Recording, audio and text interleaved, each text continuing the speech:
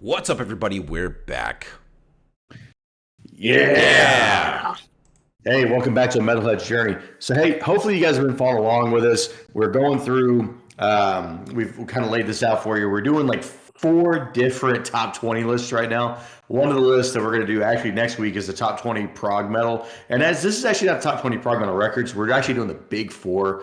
So, obviously, Dream Theater is one of them. So, we're going to start with the album 6 Degrees of Inner Turbulence.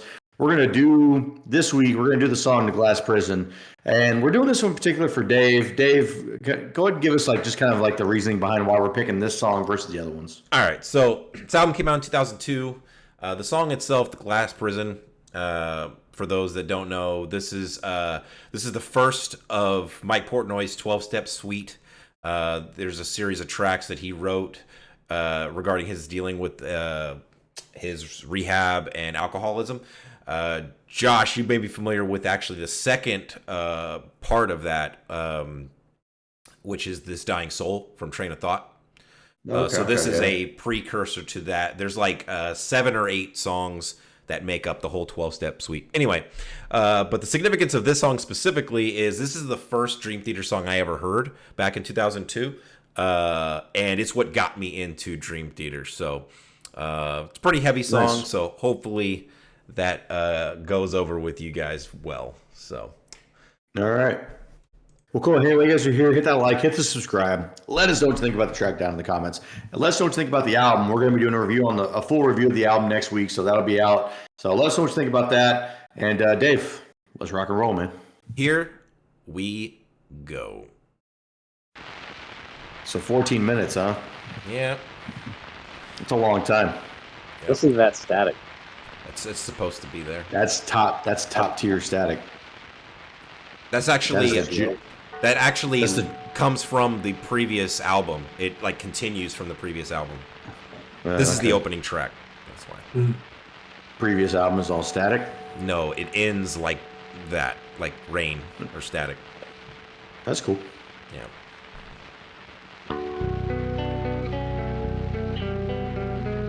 Listen to that bass note. That's right.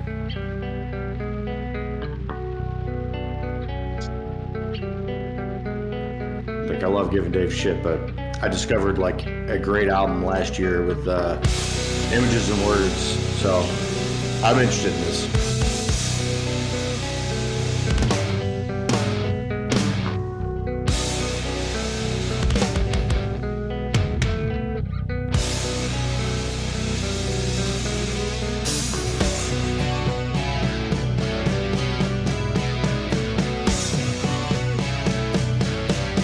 So they covered, or they basically ripped off Harvester of Sorrow. That's good.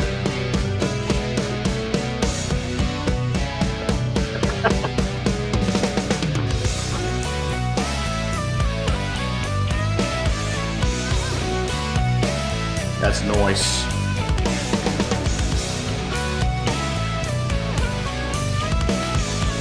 I love the little keyboard on top. Yeah. Yeah, I was about to say, I always forget they have lead keys on a lot of their songs.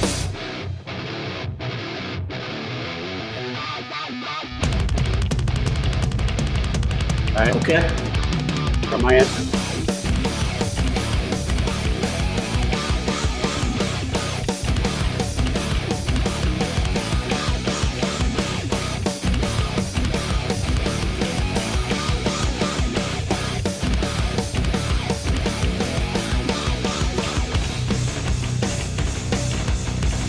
Yeah, synth face, baby. I mean, you can see how a high school me was like, I never heard anything like this.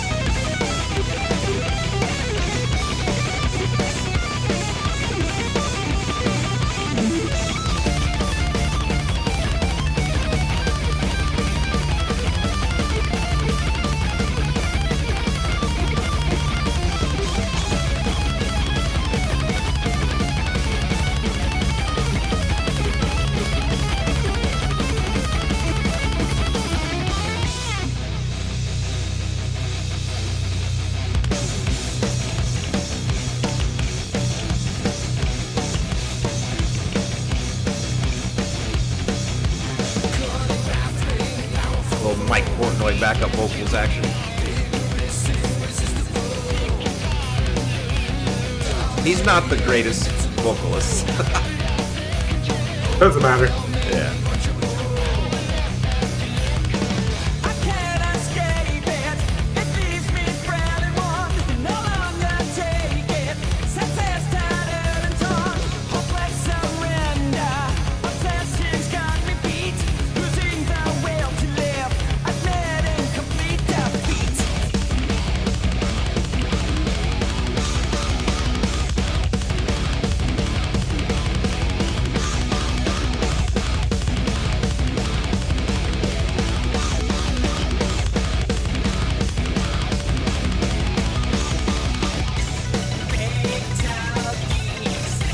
All right.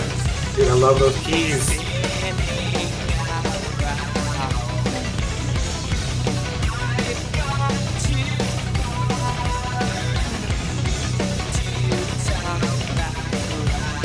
I love the production when the vocals bouncing back and forth. Yeah. For a record that's 22 years old, the production's still pretty decent. Oh yeah.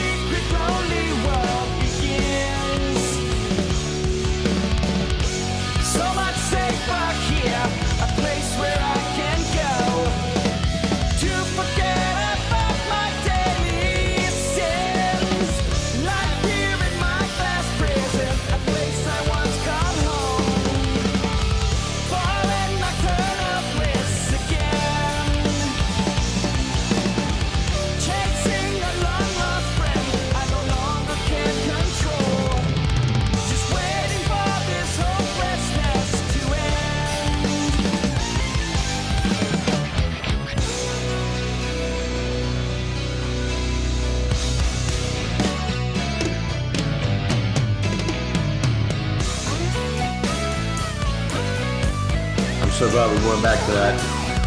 Yeah. Josh, I think you're going to enjoy this upcoming section here.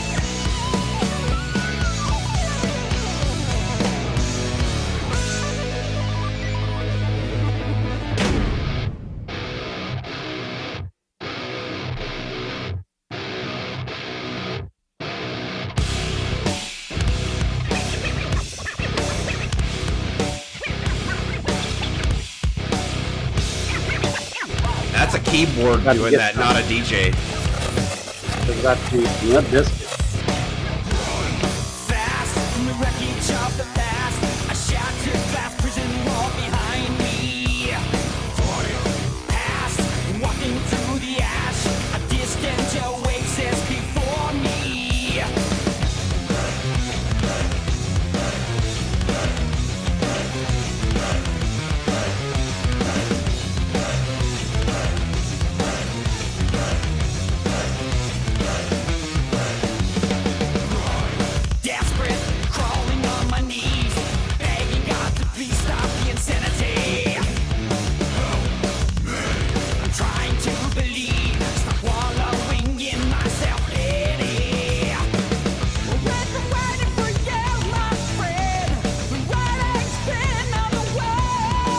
Dude can sing. Yeah. I like it when he's in this register more.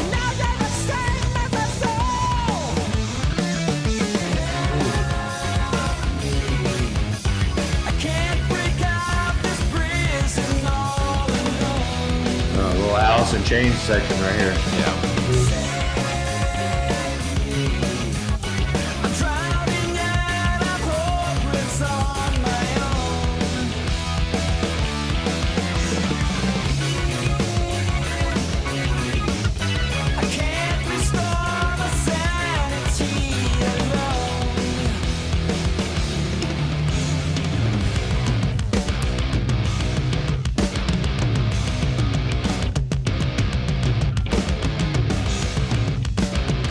Can't help but think, how long did it take him to write this song?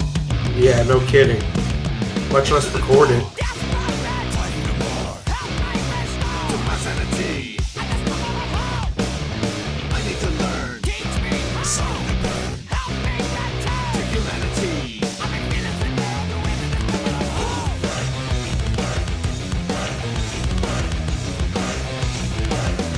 imagine trying to perform all this, like, and remember all the changes. Yeah. That's why they're them and we're us. Yeah.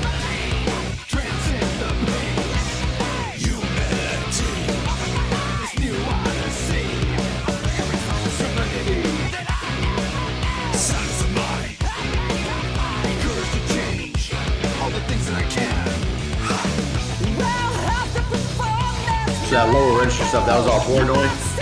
It was both.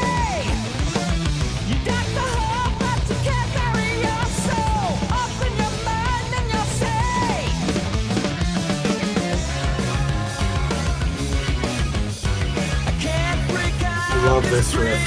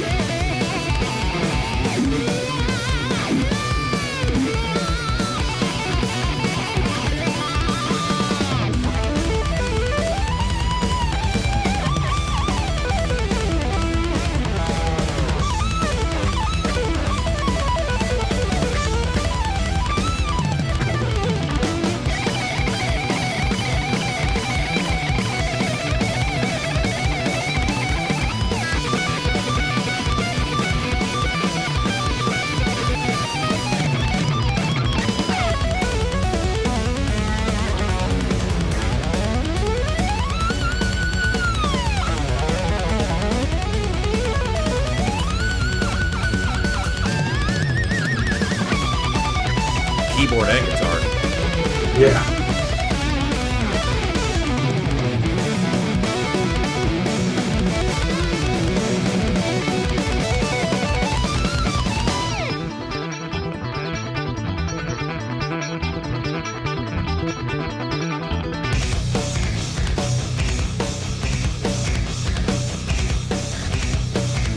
See, like, at the time, coming from Metallica, this was just a lot easier to digest than, like, Dream Theater's earlier material. Sure. Because this leans heavier into the metal side of things.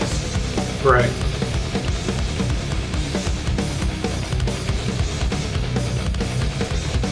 I'm hoping one of these records can, like, equal or knock off Images and Words, though, for me. That record's, like, all time.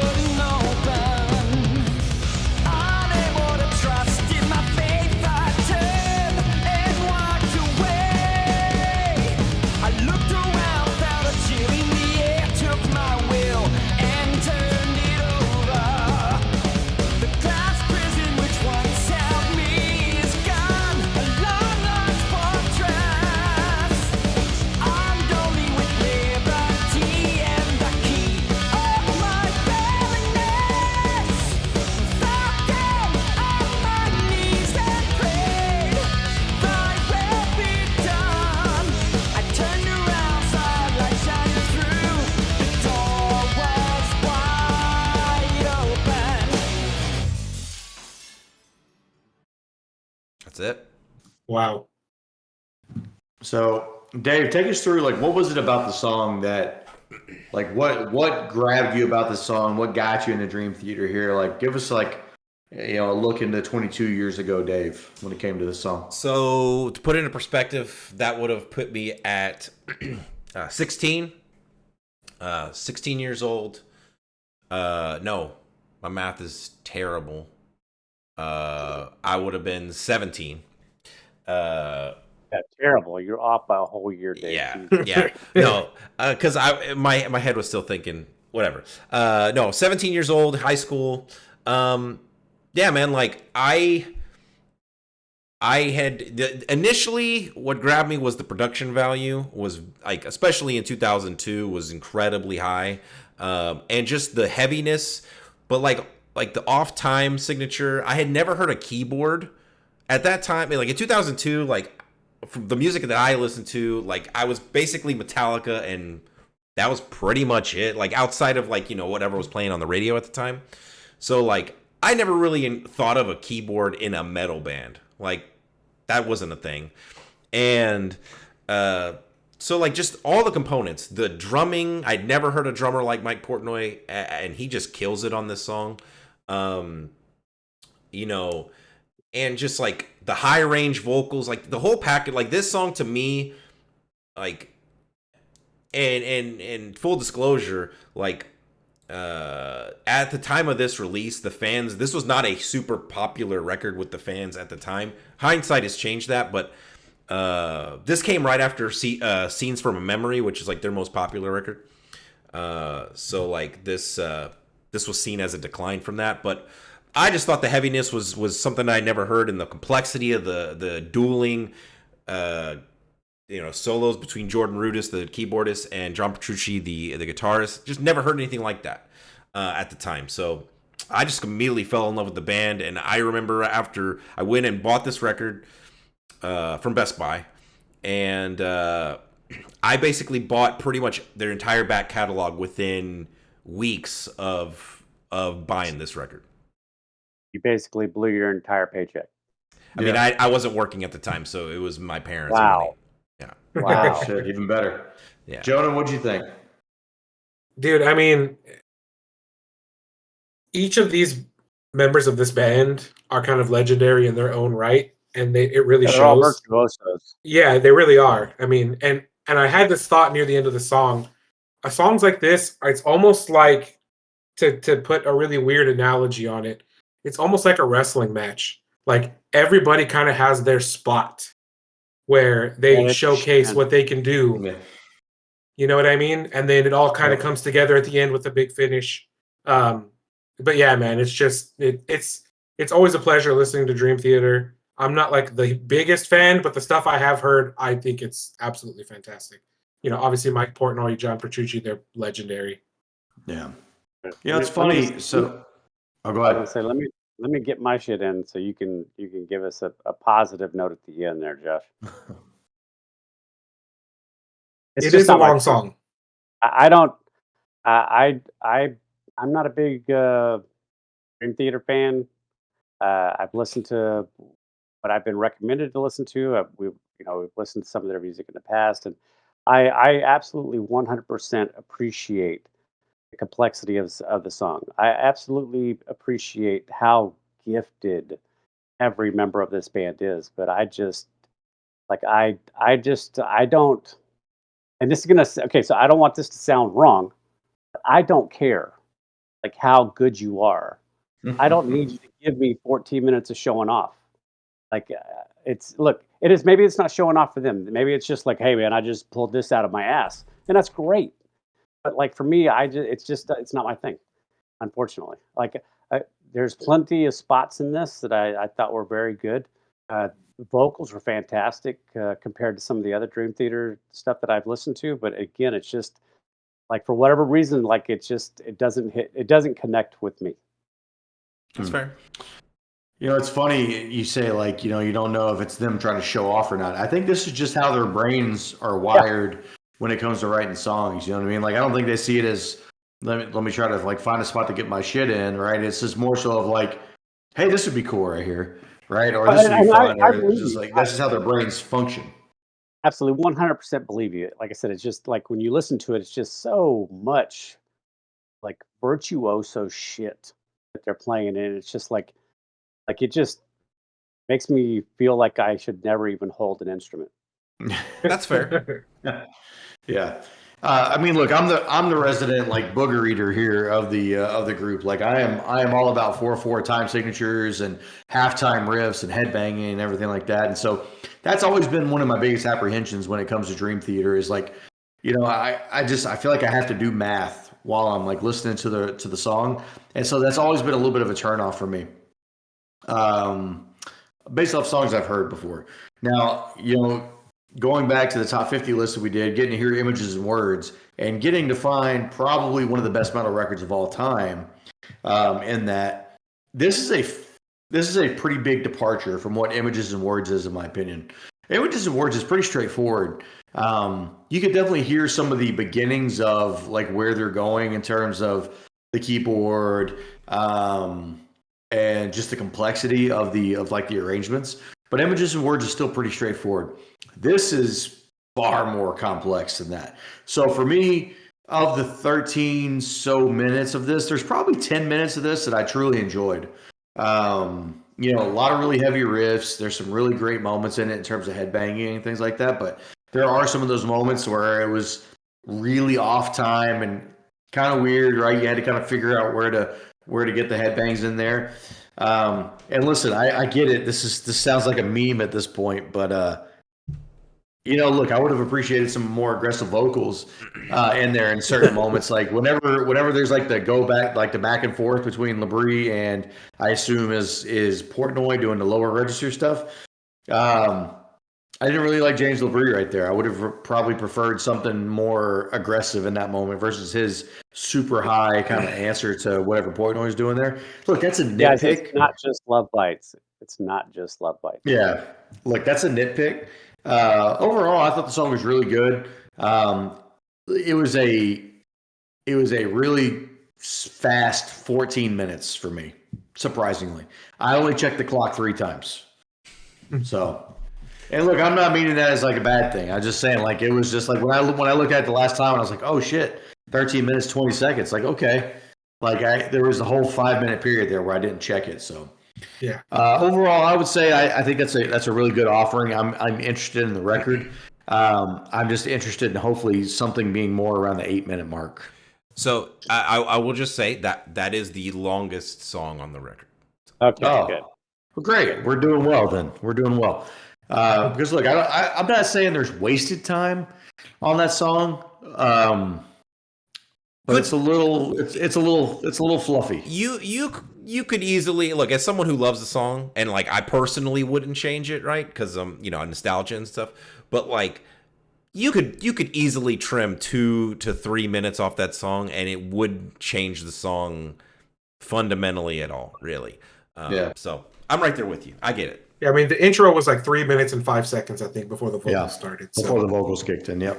And I'm of the school of thought that if a song is as long as something like this, it kind of needs to justify it. And it maybe doesn't for the entire runtime of the song. I'll definitely say that. Yep. I get it. Well, hey, hopefully we justified our existence here for this like 20-minute video. If we did, go ahead and hit that like, hit the subscribe. We're putting out weekly metal content right now. We got metal reactions, metal reviews, metal brackets, and all kinds of other cool shit. And hey, in the meantime, live long and prosper. Take it easy, everybody. Later. Peace.